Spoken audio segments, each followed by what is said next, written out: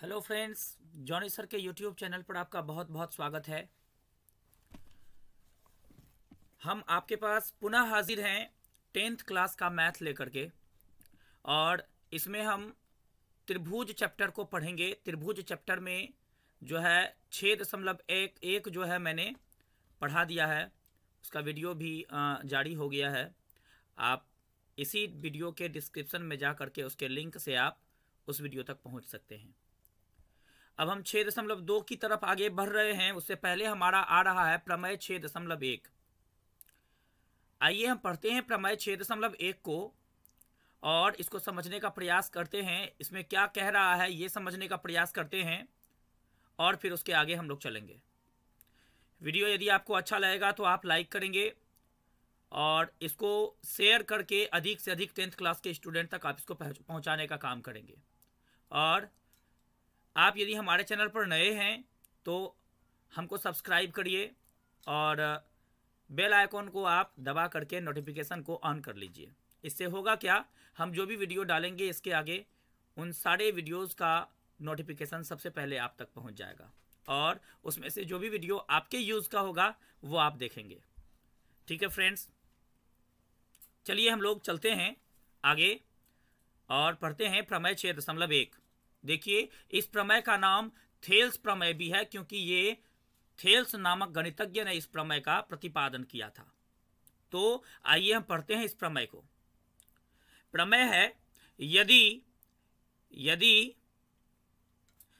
किसी त्रिभुज की एक भुजा के समांतर अन्य दो भुजाओं को भिन्न भिन्न बिंदुओं पर प्रतिच्छेद करने के लिए एक रेखा खींची जाए तो ये अन्य दो भुजाएं एक ही अनुपात में विभाजित हो जाती है। ठीक है, इनका कहना है कि कोई भी एक त्रिभुज आप खींचिए और त्रिभुज की एक भुजा के समांतर कोई भी एक भुजा, आप ये भुजा ले लीजिए तो इसके समांतर एक भुजा दो अन्य भुजा को भिन्न भिन्न बिंदुओं पर प्रतिच्छेद करने के लिए एक रेखा खींची जाए। एक रेखा आप इस तरह से खींचिए कि अन्य दो भुजाओं को, इसको और इसको, भिन्न भिन्न बिंदुओं पर प्रतिच्छेद करे। तो ये अन्य दो भुजाएं जो प्रतिच्छेदित हुई है इस भुजा से, ये एक ही अनुपात में विभाजित हो जाती है। मतलब कि ये वाला भाग और इस वाले भाग का जो अनुपात होता है इस वाले भाग और इस वाले भाग के अनुपात के बराबर होता है। ठीक है, इसको हम लोग प्रूफ करते हैं। ठीक है, ये रहा आपका त्रिभुज ए बी सी। इस त्रिभुज में एक भुजा के इस वाले भुजा के समांतर, इस वाले भुजा के समांतर एक भुजा खींचे हैं। ठीक है, इस प्रकार से कि ये वाली भुजा अन्य दो भुजाओं ए बी और ए सी को समान अनुपात में विभाजित करती है। समान अनुपात में का ये मतलब हुआ कि इसको आप डी मान लीजिए और इसको आप ई मान लीजिए।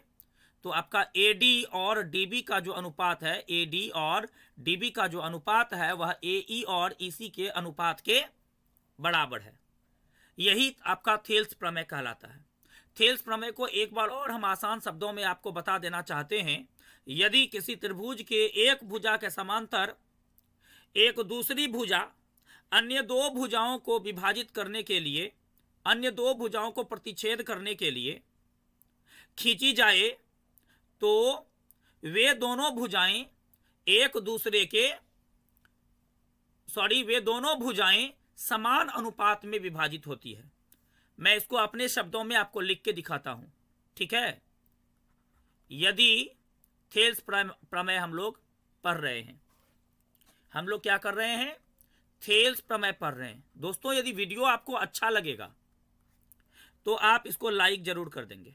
ठीक है, और यदि आप हमारे चैनल पर नए हैं तो हमारे चैनल को सब्सक्राइब जरूर कर लेंगे, क्योंकि 10th क्लास की बेहतर पढ़ाई हम आपको कराने में सक्षम हैं। थेल्स प्रमेय, ठीक है।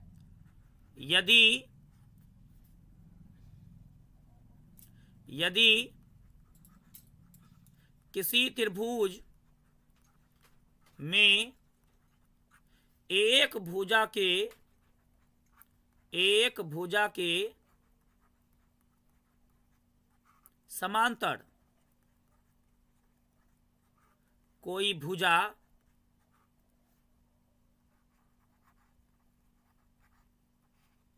खींची जाए तो वह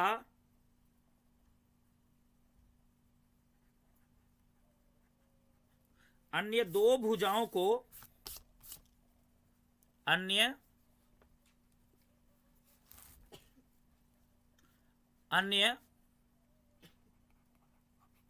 दो भुजाओं को समान अनुपात में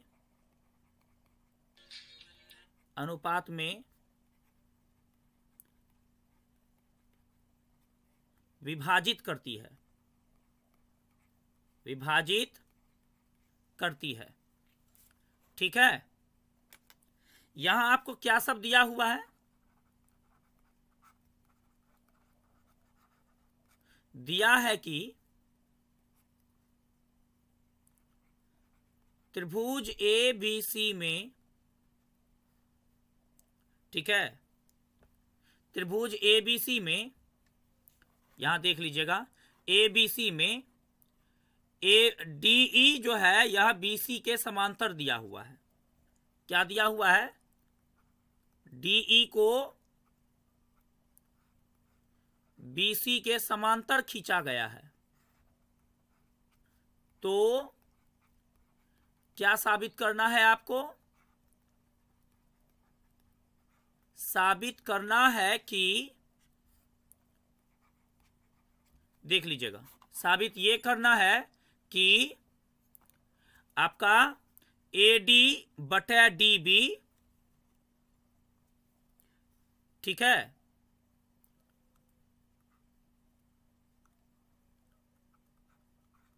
ए डी बटा डी बी किसके बराबर होगा? ए ई बटा ई सी के।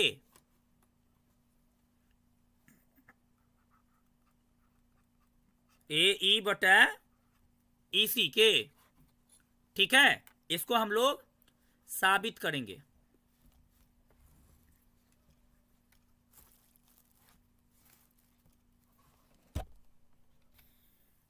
इसको हम लोग क्या करेंगे?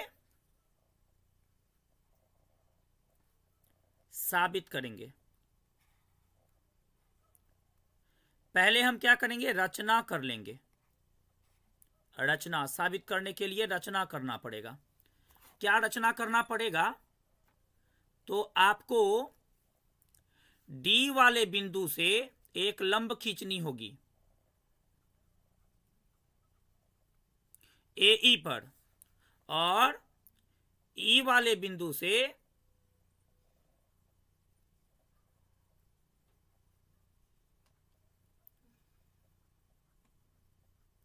आपको लंब खींचनी होगी ए डी पर, ठीक है। रचना में क्या करना होगा? रचना में क्या करना होगा? ई से ए डी पर तथा डी से ए ई पर, इसको आप m मान लीजिए, इसको आप n मान लीजिए। डी से ए ई पर डी एन, ठीक है, डी से डी एन लंब ए ई तथा ई से ई एम लंब ए डी, ई से ई एन लंब ए डी खींचा, मैंने रचना कर दिया दोस्तों, ठीक है। अब हम क्या करेंगे, क्षेत्रफल निकालेंगे। क्या करेंगे, क्षेत्रफल निकालेंगे। एक और रचना आपको करनी है, डी से ई को मिलाया,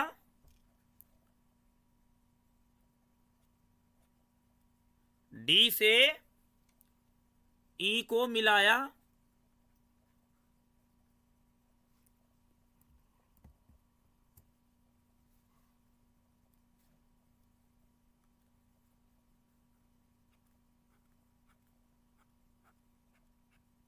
और बी से ई को मिलाया, और डी से सी को मिलाया।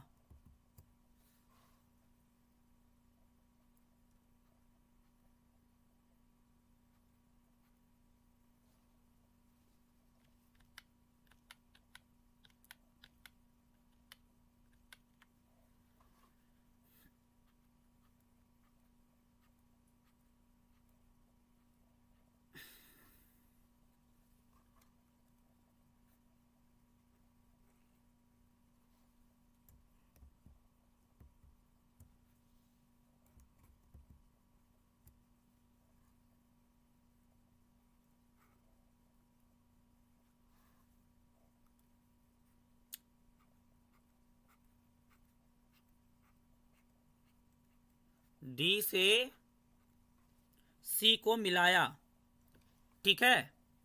अब हम क्या करेंगे, अब हम लिखेंगे प्रमाण।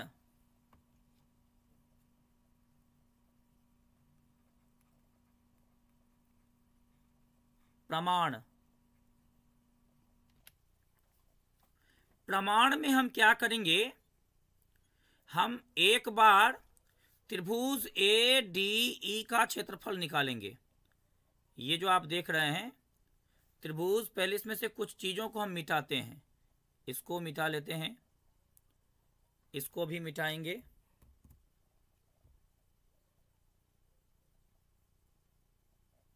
ठीक है। फिर आपका इसको हम मिटा देते हैं।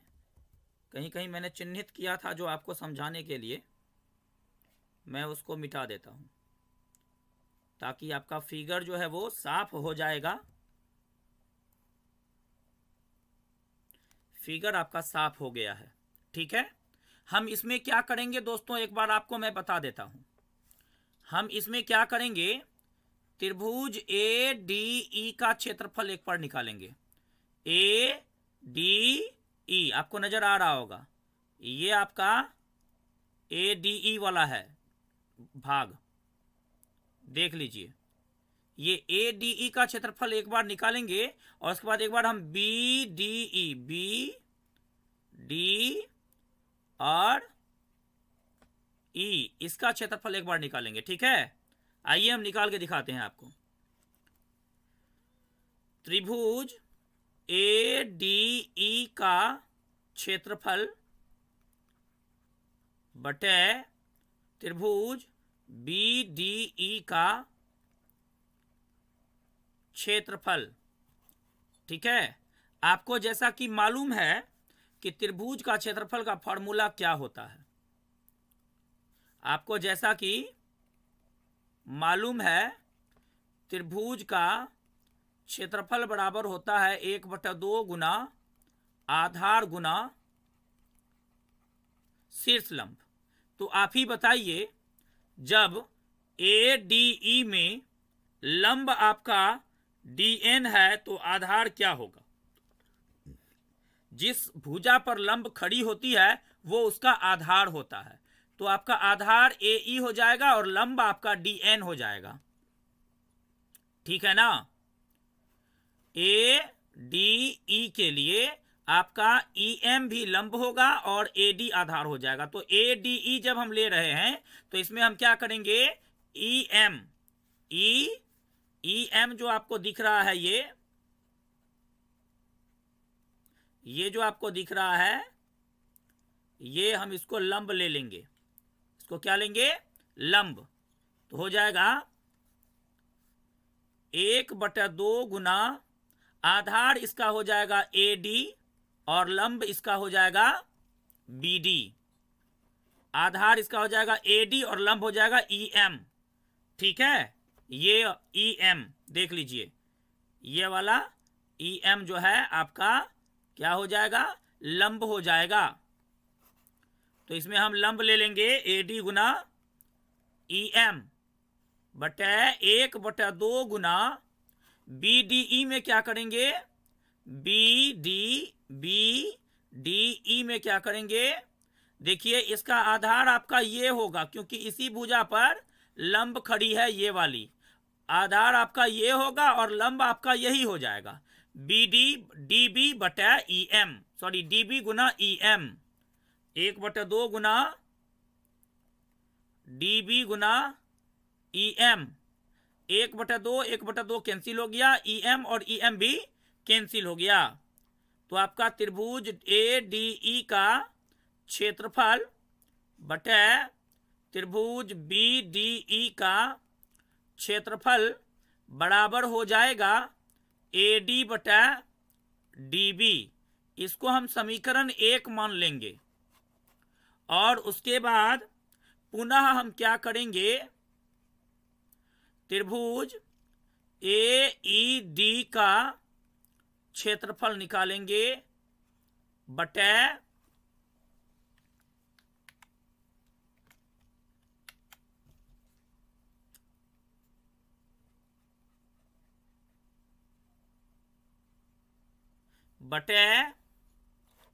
आपका क्या हो जाएगा, AED मतलब हुआ कि हम लोग इस बार भी AED, ये देख लीजिएगा, हम लोग इस बार भी उसी त्रिभुज का क्षेत्रफल निकालेंगे, लेकिन इस बार हमारा लंब और आधार चेंज रहेगा। इस बार हमारा लंब होगा DN, इस बार हमारा लंब क्या होगा DN, ठीक है, और आधार क्या होगा AE, आधार क्या होगा AE, ठीक है। तो क्या हो जाएगा, इसके बाद AED का क्षेत्रफल और दूसरा त्रिभुज हमारा हो जाएगा ये वाला DEC, ठीक है, DEC,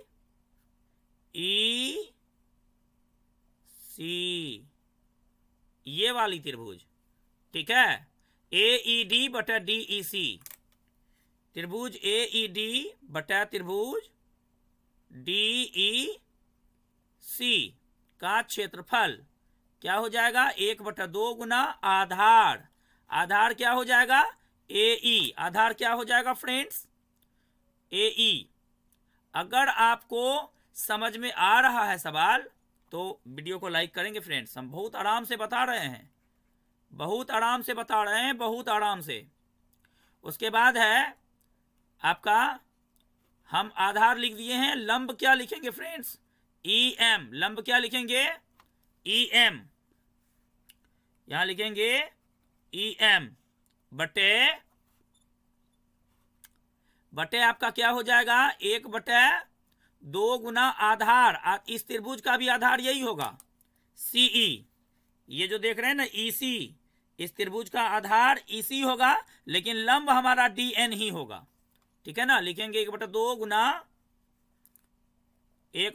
गुना EC गुना EM, EM नहीं, ये हमारा DN है, DN लिखेंगे इसको, यहां भी DN और यहां भी DN,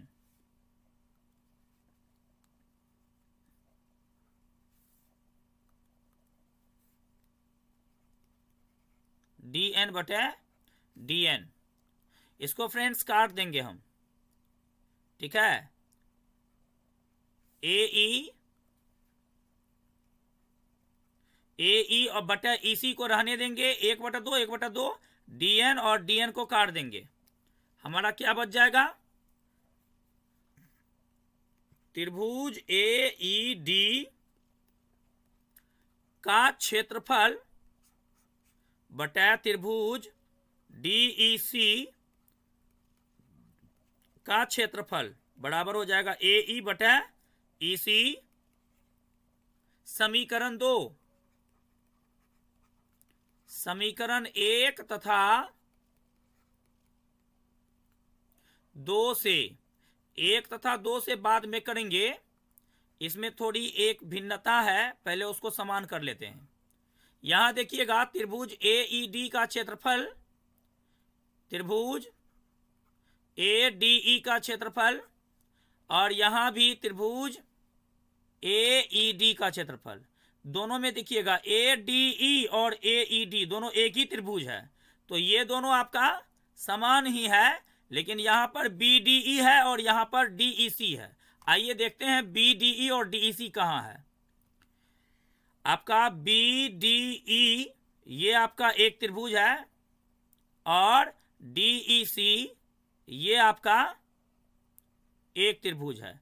ये दोनों ही त्रिभुज आपका जो है, एक ये त्रिभुज और एक ये त्रिभुज, ये दोनों ही त्रिभुज आपका जो है एक ही आधार DE पर स्थित है। देख लीजिएगा, DE इस त्रिभुज में भी है और DE इस त्रिभुज में भी है, और एक ही समांतर रेखाओं के बीच भी यह दोनों त्रिभुज स्थित है। देख लीजिए, एक समांतर रेखा का एक रेखा आपका ये है और दूसरा DE है, इसी दोनों के बीच यह दोनों त्रिभुज, ये वाली त्रिभुज देख लीजिएगा, मेरा माउस का जो की है, ठीक है, माउस का जो पॉइंटर है, आप देख लीजिएगा कैसे घूम रहा है।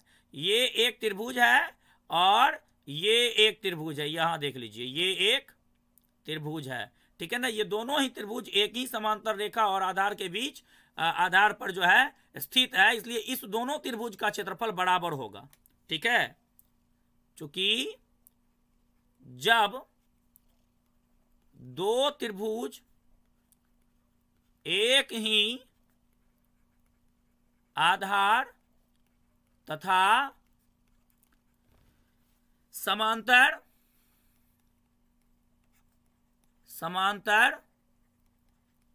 रेखाओं के बीच स्थित हो तो उन दोनों त्रिभुजों के क्षेत्रफल बराबर होते हैं। इस प्रकार से इस आधार पर आपका जो BDE वाला त्रिभुज है और DEC वाला त्रिभुज है, इस दोनों का एरिया जो होगा क्या हो जाएगा, बराबर हो जाएगा। एरिया ऑफ BDE बराबर एरिया ऑफ DEC, ठीक है। त्रिभुज BDE का क्षेत्रफल जो होगा वह त्रिभुज DEC के क्षेत्रफल के बराबर होगा, ठीक है। ठीक है, तो कहने का क्या मतलब है फ्रेंड्स कहने का ये मतलब है कि समीकरण 1 में आप देखिए BDE है, देख लिए हैं आप, समीकरण 1 में देखिए BDE है, ठीक है। यहां देखिए है, और समीकरण 2 में देखिए DEC है। तो इसको क्या करिए, आप लिखिए, अतः त्रिभुज AED का क्षेत्रफल बटे त्रिभुज DEC जहां पे है, DEC वहां पे आप क्या करिए, BDE डाल दीजिए, BDE का क्षेत्रफल, ठीक है। क्या हो जाएगा आपका AE बटा EC हो जाएगा। इसको समीकरण 3 मान लीजिए और उसके बाद लिखिए समीकरण 1 तथा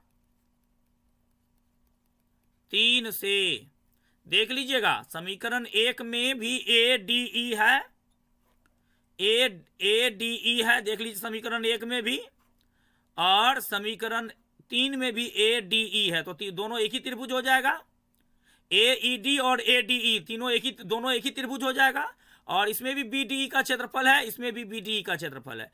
तो इसका ये मतलब हुआ कि समीकरण 1 का LHS और समीकरण 3 का LHS दोनों बराबर है। तो इसका ये मतलब हुआ कि समीकरण 1 का RHS समीकरण 3 के RHS के बराबर होगा, अर्थात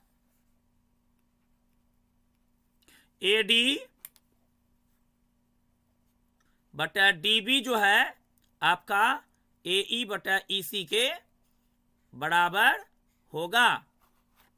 ठीक है ना, देख लीजिए AD बटा DB, यहां पे देखेंगे आप, यहां पे देख लीजिए, और यहां देख लीजिए आप AE बटा EC। समीकरण 1 तथा 3 से AD बटा DB बराबर AE बटा EC आपका बराबर हो गया। यही बात साबित करना था, देख लीजिए AD बटा DB बराबर AE बटा EC साबित करना है। ठीक है, यही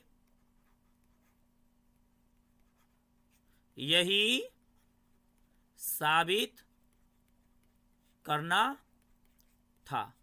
ठीक है, तो फ्रेंड्स थेल्स प्रमेय को हमने आपके सामने बहुत ही अच्छे तरीके से रखने का प्रयास किया है, बहुत ही विश्लेषणात्मक तरीके से रखने का प्रयास किया है। आप इसको देखिए, ठीक है, और यदि आपको कहीं समझ में नहीं आए तो वीडियो को दोबारा से एक बार आप प्ले करके देख लेंगे, थोड़ा पीछे करके। ठीक है, और मेरा जो है पूरा ये है कि आपको वो समझ में आ जाएगा। अगर आप वीडियो को दोबारा देखते हैं, ठीक है, थोड़ा सा पीछे करके देख लेते हैं, ठीक है, तो मेरी गारंटी है कि आपको वीडियो समझ में आ जाएगी, थेल्स प्रमेय समझ में आ जाएगा। थेल्स प्रमेय आपको कभी भी आप थेल्स प्रमेय नहीं भूल पाइएगा। मैंने बहुत अच्छे तरीके से बताने का प्रयास किया है, मैंने अपना लेवल अपना बेस्ट करने का प्रयास किया है। ठीक है ना, तो कहने का ये मतलब है कि आप इसको कम से कम केवल केयरफुली देखने का प्रयास करिए। बहुत VBI है, यह एग्जाम में पूछा जाता है, बार बार पूछा जाता है। ठीक है, अगर आप इसको तैयार कर लेते हैं तो 5 नंबर का पूछा जाएगा और 5 नंबर आपका हो जाएगा। इसलिए मेरी आपसे रिक्वेस्ट है कि इस वीडियो को पूरा देखें और बहुत केयरफुली देखें। ठीक है ना, तो अगर आपको वीडियो अच्छा लग रहा है, मान के चलिए, तो आप उसको लाइक कर देंगे और वीडियो को शेयर करके अपने दोस्तों को के पास भी इसको पहुंचा देंगे। ठीक है ना, अगर आप हमारे चैनल पर नए हैं तो हमको सब्सक्राइब करिए ताकि अगला अपडेट आपका मिस ना हो। ठीक है, तब आप अगले वीडियो में हम आपको जो है थेल्स प्रमेय का विलोम लेकर के आएंगे, जिसमें आपको ये अभी तो ये साबित करना था कि यदि एक त्रिभुज में कोई एक रेखा किसी भुजा के समांतर खींची जाए तो वो अन्य 2 भुजाओं को समान अनुपात में विभाजित करती है। लेकिन इस बार जो हम लोग प्रमेय पढ़ेंगे थेल्स प्रमेय का विलोम, उसमें हम लोग देखिए जो भी प्रमेय हम पढ़ते हैं उसका विलोम भी होता है, जो भी प्रमेय आप पढ़ें उसका विलोम भी होता है। तो इस बार हम विलोम में ये पढ़ेंगे कि यदि किसी त्रिभुज में कोई रेखा अन्य 2 भुजाओं को समान अनुपात में विभाजित करती है तो वह रेखा तीसरी भुजा के समांतर होती है। ठीक है ना, ये वाला हम लोग अगले वीडियो में प्रमेय पढ़ेंगे। ठीक है, हम मिलते हैं आपसे अगले वीडियो में इसका विलोम को लेकर के। तब तक के लिए नमस्कार, शुभ रात्रि, हैव अ स्वीट ड्रीम्स।